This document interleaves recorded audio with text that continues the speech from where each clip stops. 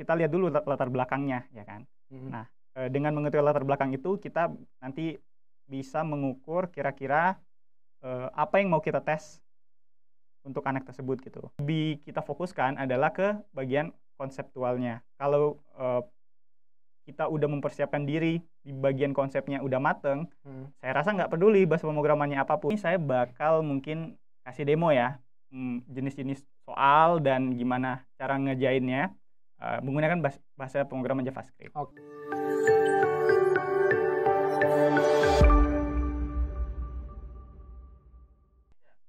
Halo Enigmanians, apa kabar semuanya? Semoga dalam keadaan sehat ya. Nah, udah nonton belum nih semua episode Ngorbit sebelumnya? Kalau misalnya belum, ditonton dulu ya, karena banyak banget teks-teks yang dibahas di situ. Dan walaupun sebagai beginner, kita harus tahu juga dan terekspos dengan teks-teks yang akhir-akhir ini tuh lagi banyak happening gitu ya. Nah, perkenalin dulu, aku Vincent yang akan menemani teman-teman semua dalam episode Mockup Technical Interview hari ini. Apa sih technical interview itu? Mungkin bagi teman-teman yang udah offline bootcamp di Enigma itu nggak asing lagi ya, karena itu adalah salah satu syarat untuk masuk ke sini. Nah, pada tahap ini, setiap calon trainee itu akan langsung berhadapan dengan trainer untuk menjelaskan codingan yang mereka udah buat di hacker rank testnya.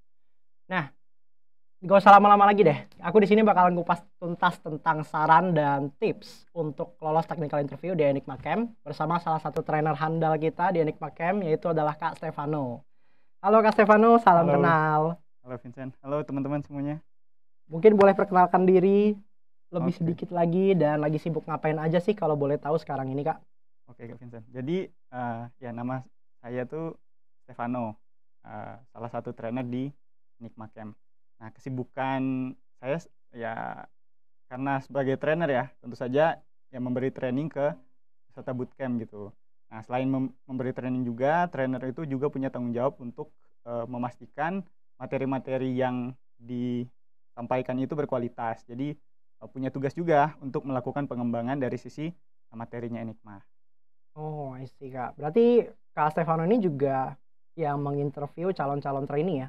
Betul, itu salah satu tugas trainer juga untuk memastikan juga yang mengikuti bootcamp Enigma, kita pastikan dulu nih mereka akan mengikuti bootcampnya dengan dengan nyaman. Jadi mereka udah punya pengetahuan dasar yang sesuai lah ya, untuk mengikuti bootcamp di Enigma.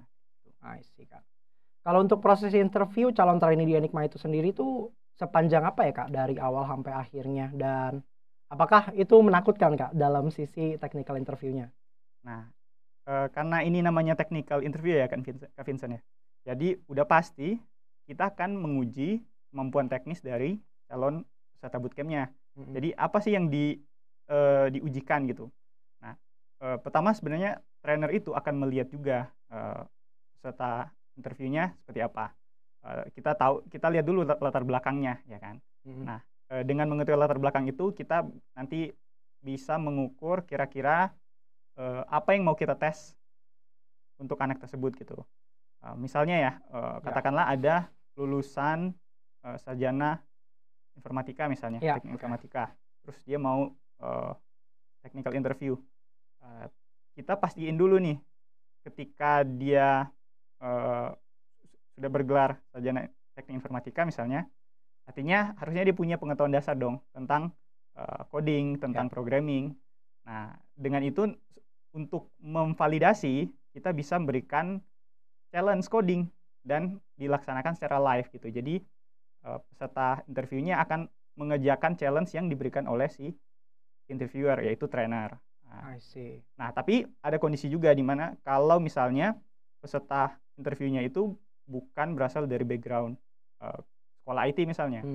Nah, kalau seperti itu trainer juga atau interviewernya harus mengkondisikan kira-kira pertanyaan interview apa atau challenge apa yang sesuai gitu. Karena pasti ada gap ya antara lulusan IT dengan yang bukan lulusan IT kan ya. Nah, tapi tujuan utamanya kan kenapa harus ada technical interview untuk mengetahui apakah peserta interview ini nantinya ketika dia mengikuti bootcamp dia akan keteteran atau dia bisa menyesuaikan nantinya. Jadi nggak harus serta-merta dia harus udah punya pengalaman banyak di dunia IT. Tetapi selama kita menilai dia bisa nih bakal ngikutin pembelajaran yang ada di bootcampnya nanti gitu. I see. Berarti bisa dibilang agak beginner friendly banget ya Kak ya? Ya, sebenarnya beginner friendly. Kalau mau dikejar ya. Betul. Tapi bukan berarti karena ini beginner friendly terus kita ikut interview tanpa mempersiapkan diri. Iya, Kan? betul Kak. Tentunya kita harus punya persiapan. Nah, makanya kayaknya obrolan kita ini bisa jadi referensi apa saja yang harus disiapkan ya untuk peserta interview nanti.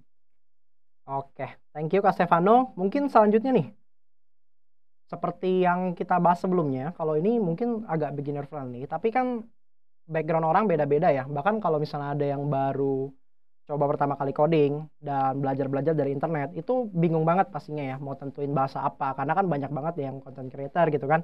Bahasa ini lebih bagus, bahasa itu lebih bagus.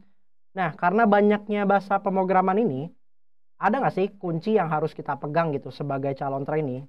Dari konsep-konsepnya aja sih mungkin yang lebih harus kita fokusin tuh apa sebenarnya Kak?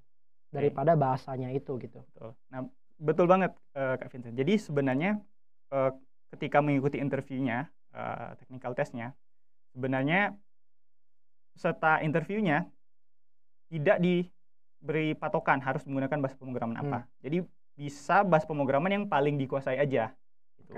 Jadi jangan fokus ke harus bahasa pemrograman apa. Misalnya, harus Golang karena lagi ngetren misalnya. Ya nggak harus. Sesuaikan aja dengan kemampuan masing-masing. Ya. Nah, dan betul, yang lebih kita fokuskan adalah ke bagian konseptualnya. Kalau kita udah mempersiapkan diri di bagian konsepnya udah mateng, saya rasa nggak peduli bahasa pemrogramannya apapun. Selama ya kita familiar aja dengan bahasa pemrograman yang nanti dipakai. Nah, selain juga tentang konsep programming secara umum, penting juga untuk kita mempersiapkan logiknya lah ya. Walaupun logik itu kan ya berbeda sama konsep yang bisa dipelajari dalam waktu cepat ya. Kalau untuk logik kan harus dilatih ya. Itu perbedaannya antara konsep sama logik ya. Gitu. Jadi benar, nggak peduli bahasa pemrogramannya apa, interviewer akan melayani semua mungkin bahasa pemrograman yang ingin digunakan oleh peserta interviewnya. I see Kak. Berarti jangan khawatir soal tentang bahasa ya teman-teman ya. Apapun yang kalian pelajarin di internet atau di free course lainnya itu nggak apa-apa, dipakai aja. Yang penting pede ya Kak Stefano ya. Betul, pede dan tentu saja harus ada persiapan. Oke, nah kita juga ada, Kak Stefano udah siapin salah satu contoh soal ya Kak ya. Ada. Oke, bahasa apa tuh Kak kalau boleh tahu? Nah, kali ini saya bakal mungkin kasih demo ya, jenis-jenis soal dan gimana cara ngejainnya menggunakan bahasa pemrograman JavaScript. Oke, baik Kak. Karena JavaScript salah satu juga bahasa pemrograman yang paling banyak nih digunakan oleh peserta interview sebagai bahasa pemrograman yang dipilih nih untuk interview. Selain bahasa pemrograman lain juga ada sih kayak Golang atau ada yang pilih Python gitu. JavaScript salah satu yang paling sering muncul nih. Ya, mungkin karena memang banyak banget tutorial JavaScript di luar sana ya kayak. Dan interviewernya tidak akan menolak. Ya, JavaScript ya oke, nggak apa-apa. Oke, jadi gimana nih? Kita kerjain apa dulu, Kak Vincent? Mungkin yang simpel-simpel aja dulu Kak ya. Seperti misalnya kita punya random array gitu kan, array yang nyimpan banyak elemen-elemen yang random. Nah, tapi kan itu susah nanti di search ya Kak ya. Itu mungkin harus kita urutin dulu ya Kak ya. Mungkin istilah bahasa codingannya itu ya kita harus sort dulu teman-teman. Kira-kira bisa nggak kayak gitu Kak?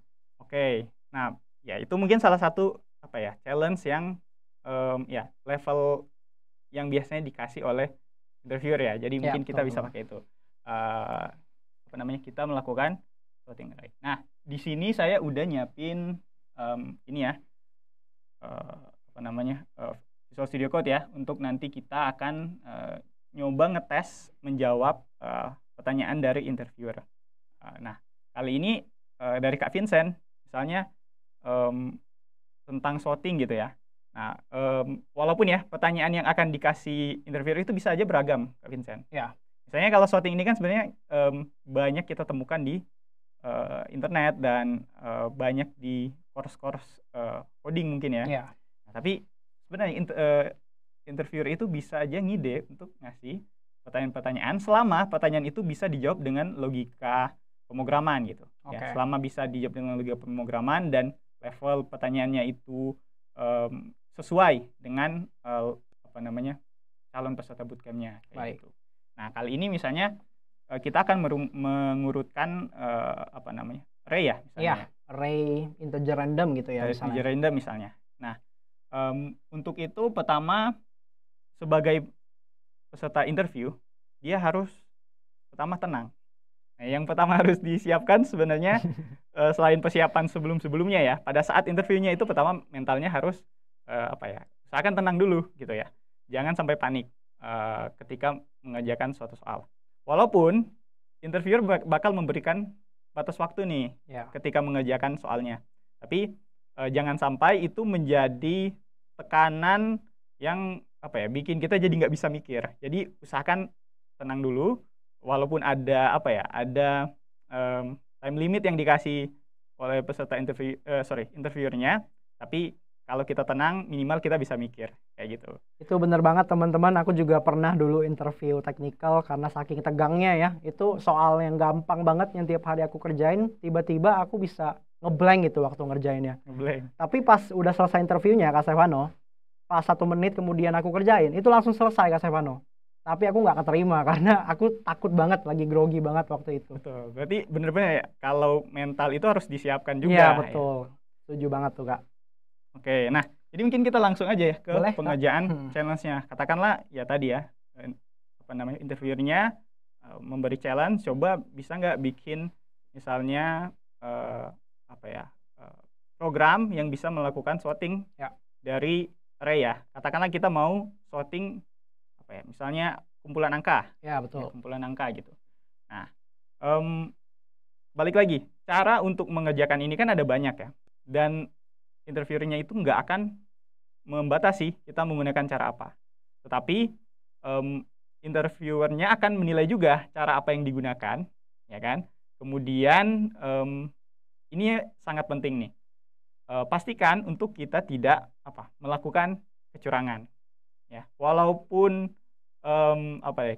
kita mungkin nggak bisa jawab soalnya, pastikan kita itu nggak justru mencari cara instan gitu.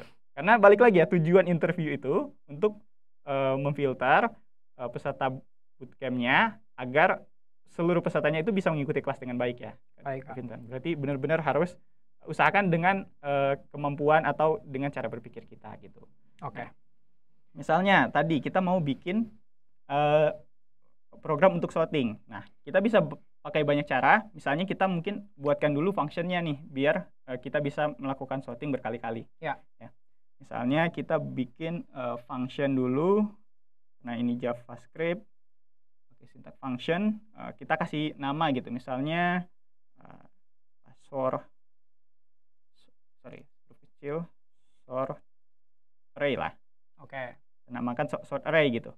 Nah, karena ini kita akan menguji bisa ini yang dinamis lah ya, angka yang dinamis ya. Mungkin kita sediakan dulu parameter nih, parameter misalnya angka, atau karena mungkin ini kumpulan angka, kita namakan array lah ya, namakan array.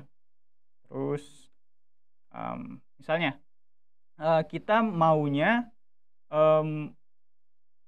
angka yang kita masukkan itu bisa panjangnya bisa apa aja, bisa cuma 3 angka atau mungkin 5 angka. Nah, supaya bisa lebih dinamis, kita mungkin simpan dulu panjang dari array yang dimasukkan ke dalam sebuah variabel. Misalnya let untuk jumlah sesuatu paling sering kita gunakan huruf ini ya, n ya. Oke. N kita isi dengan panjang dari array-nya misalnya. Nah, ini kita simpan dulu nih. Intinya kayak variabel ini bakal berguna nih untuk nanti kita akan menentukan seberapa banyak perulangan mungkin ya yang akan dilakukan ketika kita ingin mengecek angka-angkanya dulu. Karena ini ada kumpulan angka ya, harus kita urutkan. Dan mungkin pengurutan itu akan dilakukan berulang-ulang supaya urutannya semua angkanya masuk gitu ya. Nah, ini kita bakal pakai berulang-ulang mungkin si panjang array-nya. Jadi kita simpan dulu. Terus misalnya saya sediakan juga sebuah variabel yang akan menjadi stoppernya atau penanda apakah sebuah angka itu lebih besar atau lebih kecil gitu. Mungkin kita kasih nama misalnya swap gitu. Swap untuk buat nuker-nukernya, ya kan. Nah, kita set dulu dengan nilai 0 ya. Nanti kita akan lakukannya di dalam misalnya perulangannya. Oke, baik Kak. Nah, misalnya kita mau pakai perulangan apa nih? Misalnya kita pakai perulangan do while ya. Jadi dia akan kerjakan dulu, ya kan? Baru nanti dia akan memeriksa kondisi dari si swap ini. Ya, jadi kita set dulu kayak gini. Misalnya si swap kita akan set ke false, ya. Terus kita lakukan perulangan, di mana kita mulai dari ketika i sama dengan katakanlah kita mulai dari 1, ya, sampai dengan i kurang dari misalnya jumlah dari atau panjang dari array-nya. Berarti tadi kita udah simpan dalam n ya. Iya, betul. Kita udah simpan di variabel n. Betul. Lalu kita bikin iterasinya plus. Oke. Nah, di sini dalam perulangannya tujuannya adalah kita ingin mencari tahu apakah angka yang kita masukkan dalam array itu urutannya itu dari paling kecil ya, berarti ya, dari paling kecil ke paling besar. Nah, berarti kita cek nih, kalau if ya array indeks ke i kurang 1 misalnya. Oh ya, oke. Dia itu lebih besar daripada array ke i-nya.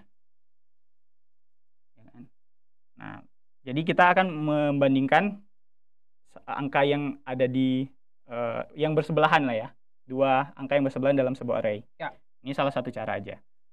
Kalau misalnya kita dapat angka yang bersebelahan terus ternyata angka sebelumnya lebih besar, kan, karena kita maunya dia digeser dong, ya, angka yang lebih kecil tuh yang bergeser ke indeks sebelumnya. Ya, betul Kak. Misalnya kalau kita punya angka 3, 7, 6, terus kita mau cek nih, oh kalau 7 lebih besar daripada 6, maka kita akan lakukan sesuatu. Kira-kira apa yang akan dilakukan? Oh, kalau 7 lebih besar dari 6, 6-nya itu yang kita geser ke tempat si 7, ya kan? Berarti, nah untuk itu kita butuh nyimpen lagi nih. Nyimpen sebuah nilai dalam variabel temp misalnya, temporer ya. Ini nggak, nama variabelnya sebenarnya nggak harus seperti ini ya, tapi supaya kita mudah mengerti tujuan dari variabelnya, jadi kita kasih nama yang sesuai dengan fungsi atau sifat dari variabelnya kan. Tapi kayaknya untuk kasih nama variabel nih, bahkan sebagai trainer suka bingung masih ya Kak Stefano. Iya, jadi karena apa ya, memberi nama variabel itu apa ya, harus diperhatikan banget ya. Maksudnya kalau kita yang salah kasih nama variabel di awal itu, ujung-ujungnya kita yang akan pusing dengan kode kita sendiri ya. Walaupun sebenarnya secara logika kode kan nggak akan berpengaruh ya. Iya, betul. Tapi dari sisi kitanya, penulis kodenya yang bakal bingung sendiri kalau misalnya kita memberi nama variabel yang bukan salah ya, karena kayaknya nggak ada nama variabel yang salah ya, tapi kurang tepat, ya kan.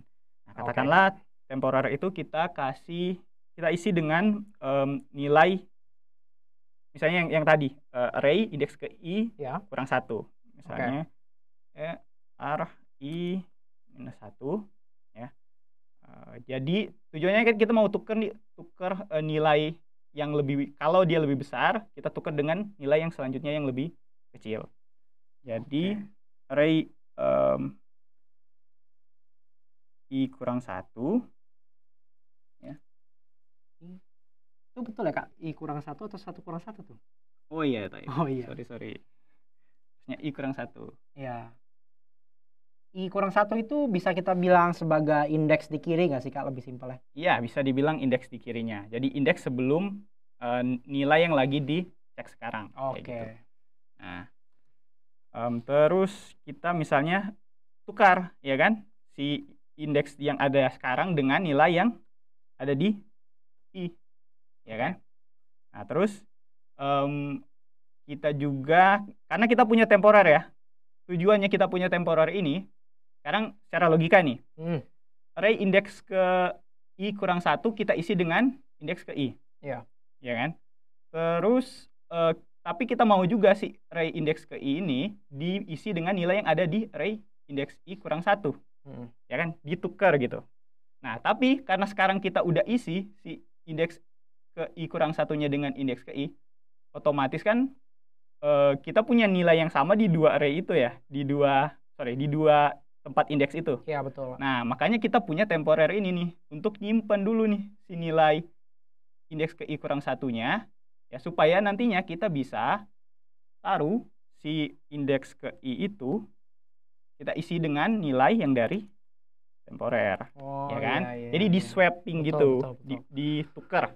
Ya kan? Kalau ibaratnya kalau gelas ya, kita punya gelas yang berisi teh yang sama yang berisi kopi, supaya kita bisa tukar isinya, kita butuh gelas ketiga sebagai penampung sementara, entah untuk kopi atau untuk teh, ya kan, supaya bisa ditukar tuh. Nah, ini teknik yang sama nih yang kita gunakan. Jadi kita swap gitu. Nah, nggak bisa swap secara langsung, makanya kita butuh variabel sementara penampungnya. Gitu. Itu bisa jadi cara gampang ya Kak ya untuk kita memahami algoritma ya Kak ya. Betul. Kita harus gambarin secara real life-nya itu gimana. Betul. Ya? Jadi kita bayangin dulu tuh. Bahkan kalau kita bisa membayangkan itu dengan kejadian nyata, kita kan jadi mudah untuk menjelaskan. Nah, ini satu hal penting nih. Walaupun kita udah bisa mengerjakan tes yang diberikan oleh interviewer, yang lebih penting lagi adalah kita bisa bukan hanya mengerjakan tapi menjelaskan. I see. Karena kalau hanya bisa mengerjakan, kan ada banyak cara untuk mengerjakan. Kita bisa aja googling, kita bisa aja menggunakan ChatGPT dan segala macam, tapi itu kan sebenarnya nggak menunjukkan kemampuan kita. Makanya trainer juga atau interviewernya pasti akan menanyakan tuh penjelasan dari kode yang kita buat. Jadi kalau kita bisa menemukan kita bisa mengimajinasikan lah ya kode yang kita buat itu, ya itu akan memudahkan kita juga untuk bisa menjelaskan ke trainernya atau ke interviewernya tentang kode yang kita lagi buat kayak gitu. Oke, kita lanjutin ya, Vincent. Selanjutnya, nah kalau ini sudah berhasil kita tukar, nah maka si swap ini kita set jadi true. Ya, tujuannya adalah karena si swap ini tadi sebagai penandanya ya, sudah berhasil di swap atau enggak kayak gitu. Nah, setelah kita berhasil swap, maka kita mau si panjang dari array ini. Jadi ibaratnya kita nggak akan lakukan pertukaran array ini berulang-ulang untuk hal yang nggak perlu. Jadi pengecekan yang nggak perlu. Jadi kita juga mau kurangin nilai n-nya tadi. Oke, kita kurangi nilai n. Jadi kita bisa pakai aja decrement ya kayak gini ya. N minus minus ya, supaya balik lagi tujuannya untuk tidak mengulangi urutan yang sudah tepat kayak gitu. Nah, setelah kita udah berhasil untuk melakukan perulangan, kita kasih ininya kondisinya apa nih? Ini kan di dalam do ya, ya kan? Nah, kondisi apa yang kita gunakan untuk mengecek dalam do itu akan dikerjakan atau enggak? Misalnya kita pakai, bukan misalnya ya, kita emang akan pakai si swap ya. Itu yang paling gampang ya Kak? Ya, ini yang paling gampang. Kita pakai yang dari swap. Terus kita tinggal return yang kita maunya kan dia diurutkan ya, berarti sih array-nya. Ya kan ya. Nah, oke, ini udah jadi nih. Sekarang kita uji. Nah, setelah kita mengerjakan, pasti trainer juga atau interviewnya bakal nanya, coba diuji nih, bener nggak kode yang sudah dibuat itu bisa digunakan nggak? Katakanlah kita pakai console.log. Nama functionnya tadi adalah sort array misalnya. Nah, kita misalnya masukkan angka array ya yang ada angka acaknya, misalnya berapa ya? Secara random aja ya, minus 7, 20, 9, terus 23, minus 1. Nah, sekarang kita tinggal jalankan misalnya dalam terminalnya, kita jalankan saya pakai Node.js ya, Ya. tes. Oke, maka dia udah diurutkan dari minus 7, Oh, minus I 1, see. 9, 20, dan 23. Nah, kenapa dari tadi saya mencoba menjelaskan ketika menulis kodenya? Karena akan lebih baik jika kita menjelaskan juga kode pada saat kita menuliskan kodenya. Walaupun itu nggak harus ya. Bisa aja sebenarnya kita selesaikan dulu kodenya, baru kita jelaskan kepada trainer. Tapi kalau kita langsung menjelaskan kode yang kita sedang buat, itu akan memastikan nih, kita benar-benar mengerti apa yang sedang kita kerjakan, I kayak see. gitu. Nah, tapi kalau misalnya, oh saya nggak bisa nih sambil ngomong, sambil nulis kodenya. Nah, nggak apa-apa nih. Pada akhirnya trainer akan nanya nih, coba nih jelaskan. Misalnya, bisa aja atau trainer itu atau interviewernya akan menanyakan bagian dari kodenya. Oh, kenapa di misalnya baris ke-8 kita pakai variabel baru yang namanya temp gitu.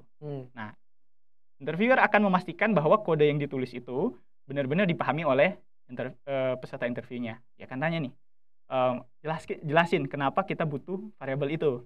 Nah, kalau peserta interviewnya tidak bisa menjelaskan, mungkin itu akan menjadi tanda tanya bagi interviewernya, kenapa bisa dikerjakan tapi tidak bisa dijelaskan kayak gitu. Jadi penting banget untuk bisa menjelaskan kode kita sendiri kayak gitu.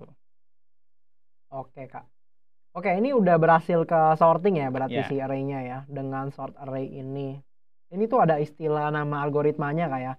Dan ini pun sebenarnya kan untuk selesain problem seperti ini kan banyak banget ya Kak untuk cara-caranya ya. Ya. Bahkan kita sebenarnya bisa selesain juga pakai function bawaan JavaScript ya. Betul. .sort ya. Sebenarnya ada ini respon yang bagus nih. Bisa aja kan sebenarnya peserta interview kenapa harus bikin function sendiri? Iya, Kita betul. pakai sort aja kan, dia udah bisa untuk melakukan sorting ya, Iya, untuk terhadap sorting array. sebuah nilai ya. Betul. Masalahnya peserta interview itu dituntut untuk memiliki logika yang bagus. Kalau misalnya ternyata soalnya itu punya jawaban yang instan, walaupun ya secara praktis ya kita bakal pakai built-in function ya, yang udah ada ya, yang sehari-hari kayak gitu. Tetapi balik lagi tujuan interview ini adalah untuk mengetahui logika dari si peserta interviewnya.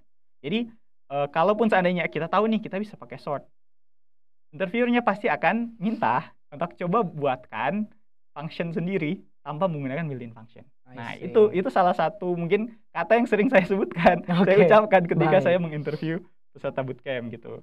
Karena balik lagi tujuannya untuk mengetahui kemampuan berpikir, kemampuan logika dari peserta bootcamp gitu. Oke, baik Kak. Nah, ini kan dari tadi kita udah sambil Kak Stefano tadi praktek juga sempat jelasin semua line by line sih lebih tepatnya ya. Itu kan sangat spesifik dan komprehensif banget nih. Tapi kalau misalnya karena kita bawaan tegang gitu ya sebagai calon trainee ya, kalau saya memposisikan diri saya gitu kan, itu kalau misalnya lagi tegang tuh kita suka nge-stuck, bahkan kita bisa lupa sintaks gitu ya kayak. Tapi saya pede banget nih Kak kalau misalnya ngomongin soal pseudocode nih. Jadi saya akan bilang untuk array ini kita tinggal loop gitu kan, tinggal loop, kita pegang indeks kiri, nanti kanannya saya tukar gitu. Kemudian saya nggak spesifik menyebutkan kita harus pakai temporal variable gitu-gitu ya. Tapi seenggaknya harusnya pseudocode saya tuh udah menggambarkan gitu Kak, cara kerja sorting ini seperti apa. Itu akan dipertimbangkan nggak oleh Kak Stefano sebagai interviewer? Ya, misalnya ya kejadian yang seperti Kak Vincent sebutkan tadi. Terus saya sebagai interviewer ataupun interviewer yang lain ya. Nah, tentu saja kita akan mempertimbangkan karena balik lagi yang kita uji adalah logiknya dulu, itu yang pertama gitu. Setelah itu baru konsep tentang programming apakah paham atau enggak, kemudian cara mengeksekusi logika yang sudah dia dapatkan gitu, mengeksekusi dalam bentuk kode. Nah, tentu saja akan dipertimbangkan juga kalau seseorang itu bisa membuat itu dalam bentuk pseudocode, karena balik lagi kita nggak terlalu masalah dengan bahasa pemrogramannya apa, ya kan? Karena itu hanya bahasanya doang. Misalnya bahasa kita ganti dengan bahasa yang nggak pernah ada, tetapi jelas tuh urutan atau sistematikanya udah sesuai, nah bisa aja ya. Walaupun kalau mungkin kita punya kemampuan dalam satu bahasa pemrograman tertentu ya akan lebih bagus jika kita bisa mengimplementasi itu dalam bentuk kode, ya kan? Kita bisa menerjemahkan lah ya dalam bentuk kode. Itu juga bagian dari penilaian. Tapi kalaupun nggak bisa, ya nggak perlu khawatir. Yang penting kalau kita bisa membuat dalam bentuk pseudocode dan kita bisa menjelaskan, itu juga ada penilaian tersendiri lah ya Hmm. dari interviewer ke peserta interviewnya gitu. Oke, berarti aman ya Kak ya. Tapi Aman. tetap lebih bagus kalau kita bisa bahasanya gitu ya. Karena Betul. nanti bakal jadi pertanyaan nggak sih Kak kalau misalnya kita bilang kita bisa Golang gitu kan, kita kerjain HackerRank dengan Golang, tapi pas ditanya nggak bisa apa-apa gitu ya. Betul. Nah, itu hal yang bisa aja terjadi ya. Iya. Karena sebelum peserta interviewnya itu berada di posisi technical interview, pastinya kan dia akan mengikuti HackerRank-nya dulu ya, Kak Vincent. Ya. Nah, dalam HackerRank itu kan sebagian soalnya itu menggunakan kita harus nulis kode, Iya. ya kan? Nah, jadi bisa jadi pertanyaan kalau dia bisa menjawab pertanyaan di HackerRank, tapi pada saat interviewnya itu tidak bisa, ya membingungkan bagi interviewernya. Yes. Ini apakah benar-benar bisa mengerjakan, apakah bisa menulis kode atau enggak gitu. Jadi usahakan ya bisa mengimplementasikan. Walaupun balik lagi tadi mungkin kata Kak Vincent bisa aja lagi gugup nih. Iya, betul Kak. Terus walaupun bisa tapi akhirnya sekarang jadi nggak bisa karena diawasin langsung sama interviewernya. Ya. Nah, dari sisi itu sih sebenarnya interviewer pasti akan melihat juga kondisi dari peserta interviewnya, dan pasti akan memberikan pertanyaan-pertanyaan follow up lah ya, yang kadang-kadang itu jadi built in gitu. Oke. Jadi build up buat peserta interviewnya untuk Nge-trigger akhirnya, ya Kak ya? ya nge-trigger Iya, akhirnya iya. oh iya harusnya saya tadi jelasin Iya, ini. betul. Jadi peserta interviewnya itu nggak bakal jadi kayak robot penanya gitu, tapi pasti akan menyesuaikan juga dengan peserta interviewnya. Ramah-ramah ya interviewnya Kak ya. Ramah-ramah. Aman ya. Iya. Oke, mungkin untuk pertanyaan teknis terakhir Kak. Sebenarnya kan kalau kita mau belajar HackerRank sendiri juga bisa ya Kak ya. Kan ada platformnya gitu, kita tinggal belajar. Mungkin soal-soal yang easy harusnya udah mengcover ya Kak ya. Nah, tapi karena soal easy di HackerRank pun susah ya. Nah, tapi Kak, kalau misalnya kita mau ambil shortcut gitu, misalnya kita sebagai career switcher atau yang baru belajar gitu, kita bisa nggak sih bilang kalau misalnya data structure array itu bisa kita pakai untuk menyelesaikan semua problem dari bootcamp nanti atau bahkan sampai kita kerja nanti ya Kak ya? Problem-problem yang akan muncul saat kita bekerja sebagai programmer nantinya. Itu array udah cukup belum sebenarnya? Apakah sudah cukup? Sebenarnya bisa dibilang itu cukup sebagai fondasi. I see. Ya kan? Okay. Kalau sebagai fondasi oke. Tapi balik lagi di dalam dunia programming itu yang luas banget, banyak hal yang harus dipelajari. Jadi itu udah cukup sebagai awalan. Ya. Jadi stepping stone pertama mungkin untuk nantinya kita makin meluas nih. Karena semua orang yang ada di bidang apapun pasti akan memulai dari stepping stone pertama, ya kan? Iya, Pasti kan betul. belajar dari hal yang paling dasar dulu, yang paling fundamental. Bahkan justru kalau kita mau belajar sesuatu kan harusnya kita mulai dari yang dasar dulu, ya kan? Iya. Jadi kayak pengetahuan tentang tadi misalnya tentang sintaks-sintaks dasar dari pemrograman, habis itu struktur data dan lain-lain itu kan dasar semua ya.